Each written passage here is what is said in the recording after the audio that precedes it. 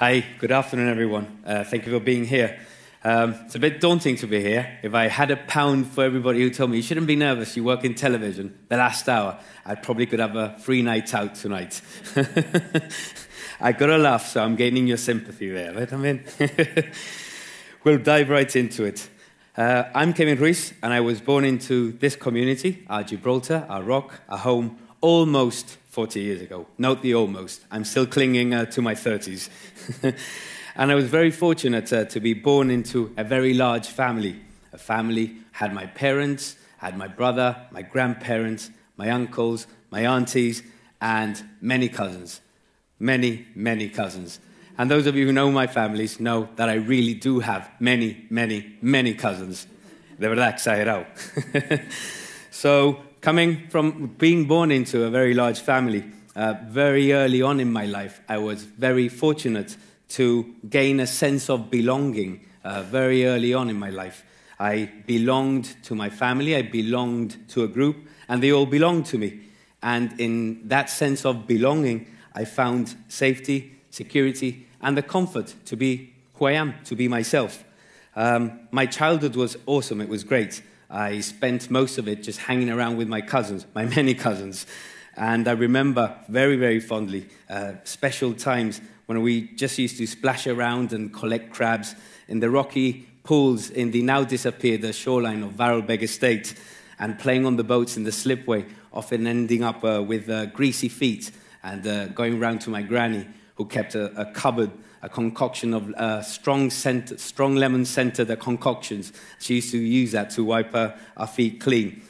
We belonged to her, she belonged to us, she looked after us, and she just accepted who we were. Boys would be boys. So that sense of belonging allowed me, despite coming from a large family and belonging to a large family, I was also allowed to be myself, to be an individual, and to be comfortable about it. Most of my cousins, with whom I hang out most during my childhood, they loved football. Now, anyone who knows me knows fútbol no hago yo. I know nothing about football. Soy malísimo. But because I belonged to a group, I belonged to the group that was my cousins, they tried to get me into it. They tried to teach me. They tried to, teach me to play football, but they soon realized there was no hope. So I was often left to my own devices, and I would sit comfortably atop a wall reading my book whilst they play football. And then at the end of the game, we'd all go together and do something together. But even there, when I wasn't part of the group, they made me feel like I was part of it. They tried to rope me in, they tried to teach me, and they just tried to make me feel part of the group. And that was important.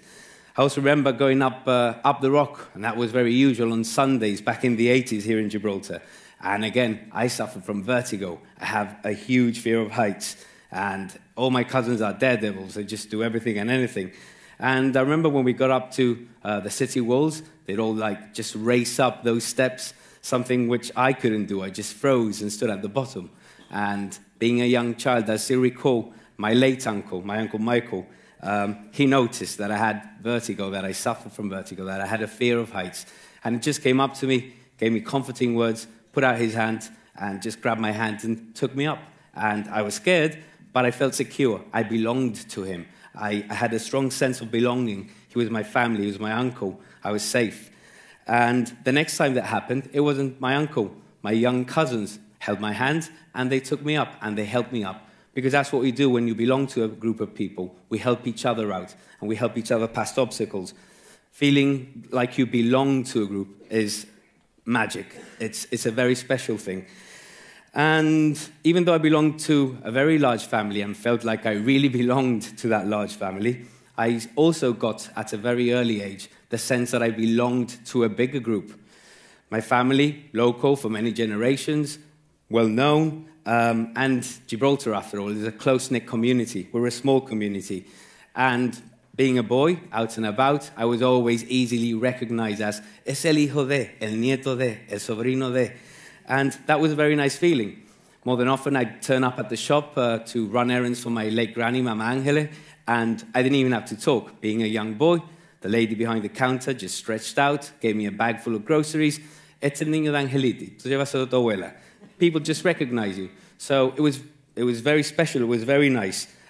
being recognized by a wider group of people outside the remit of my family. It gave me the sense that I belonged to a wider group of people, community, and I felt safe in it. It also armed me with confidence. And armed with that confidence, as I continued to grow, I ventured out into the community on my own. Still a young boy, 80s Gibraltar still. I remember one of the things that I did often was listen out for the lunchtime flights to arrive on Sundays. Once it landed, I'd just venture out into town on my own and walk up to Sacarelo's newsagents, waiting for the delivery of the Sunday papers, and what I was really looking forward to, the arrival of the comics, which was like my weekly treat. Between the plane landing and my walking up to Sacarelo's newsagents and seeing the late Tony working at his shop, waiting for his delivery, I used to have to hang outside the shop for a while, just making time for the delivery to arrive. And outside, there were other people. And as I did this weekly, I started to recognize faces that usually hang outside the shop on Sundays waiting for their papers to arrive. And one week, I remember, still being very young, I think it must have been 8 or 9, a group of men who usually congregated outside the shop like me, just waiting, just called me over and invited me into their group. And we just started a conversation, we just started talking. And I remember they were telling me stories about their childhood in Gibraltar, and I kept asking them about life in Gibraltar when they were young, and all these different questions, and all these different stories were shared. And that was probably the first time, or at least the first time that I recall, that I went out into the community on my own and made my own new connections and created my own circle. I started to belong to a new circle, which I had solely created just by being myself. And that became a Sunday ritual. And that ritual of making new connections and creating new circles of belonging just by being myself has continued ever since. As I grew up, I made friends, I went to school, I created circles at school, clubs, workplaces, and in creating these new circles of friends, new circles of belonging, I found security and comfort in them as well. And one of my favorite things right now, one of my favorite things throughout life, many of you will know, is walking down Main Street during primetime Janito, which is Saturday mornings, and just chatting to everyone. I've been very fortunate that I've had what I term a normal life. I've been able to engage with people without any problem and meet new people and create new circles to which I can belong. And most of us have, in fairness, just by being ourselves.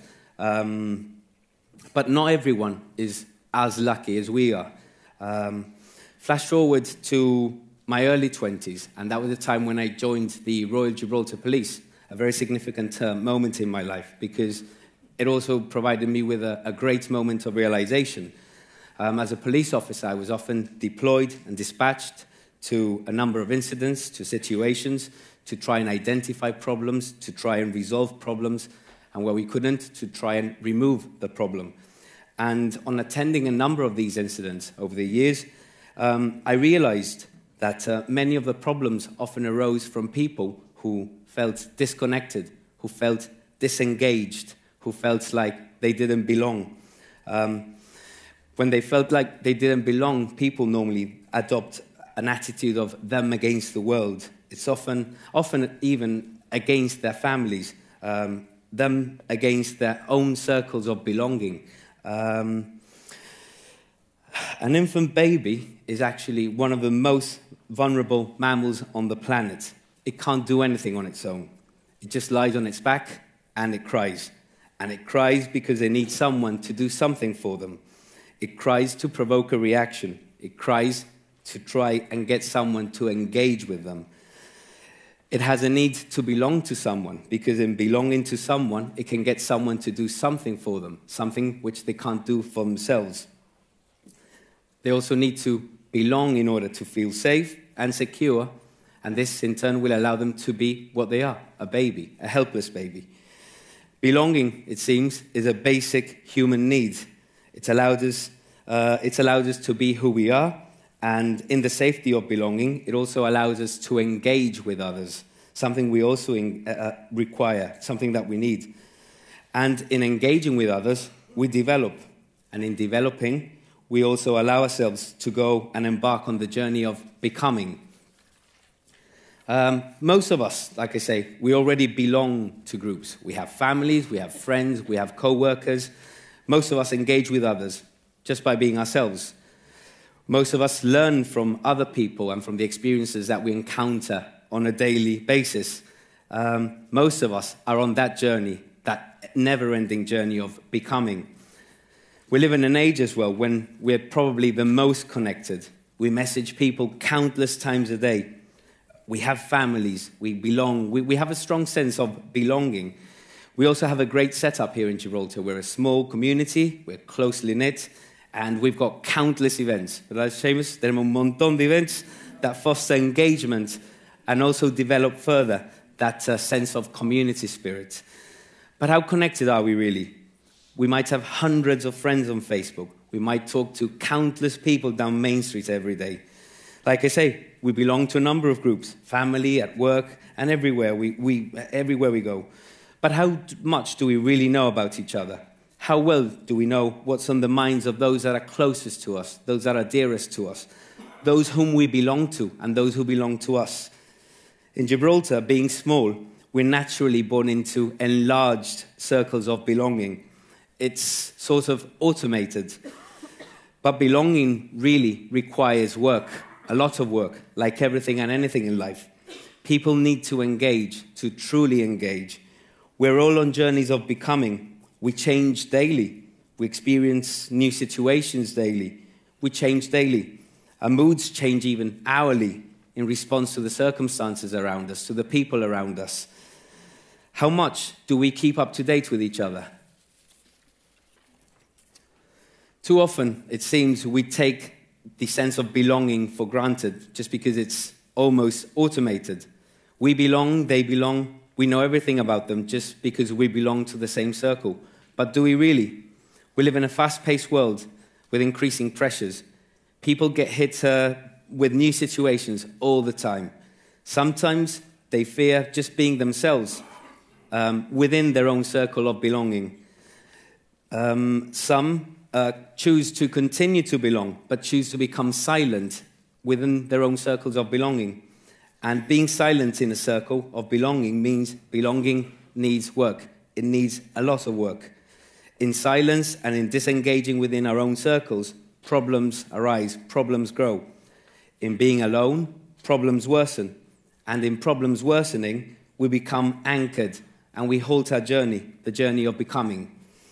We isolate, many of us tend to, and I mean, we've all done this, we all do this. We tend to isolate ourselves while still trying to maintain that image, keep up that appearance that we're still belonging, that we're still part of that group, even though we become disengaged with it.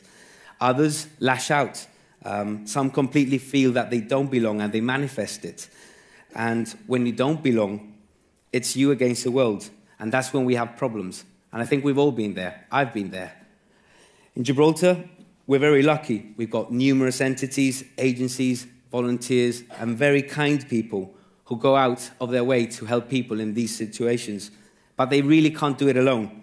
We all need to do our bit. We all need to help. We all need to look after our own too. And it's very easy, much easier than we think. We all belong, automatically almost, but we need to work at it all the time. We need to keep a close eye on those around us. Sometimes, perhaps, one of the things we could do was not send that message and meet with the person. Look up when the person is talking and stop messaging and read the expressions on the person's face, or altogether ditch the phone. We need to meet up with people more often. We need to truly engage with them more often. We need to have more valid conversations with them more often.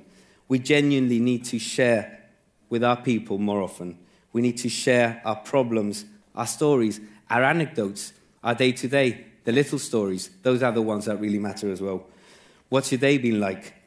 We need to do it face-to-face, and we need to do it regularly. In order to be our true selves and to open up, we need to feel safe, secure, and comfortable. In order to feel safe, secure, and comfortable, we need to feel like we belong. And in order to truly belong, we need to truly reach out, truly listen, truly share. When we can be ourselves in our own circle of belonging, we are fully equipped to continue our voyage of becoming. And in truly becoming, we manage to extend our circles of belonging. And in extending our circles of belonging, we manage to create a truly wide, all-inclusive community. Don't leave it till tomorrow. Grab a coffee, grab a beer, and meet up with your people, those closest to you, and truly engage with them. Engage with those who belong to you and to whom you belong. Let's all truly and easily do our bit to build a better, bigger, more engaged community. One where we all belong to just by being ourselves, and then we can all continue on our journey of becoming. Thank you very much for listening. Bye.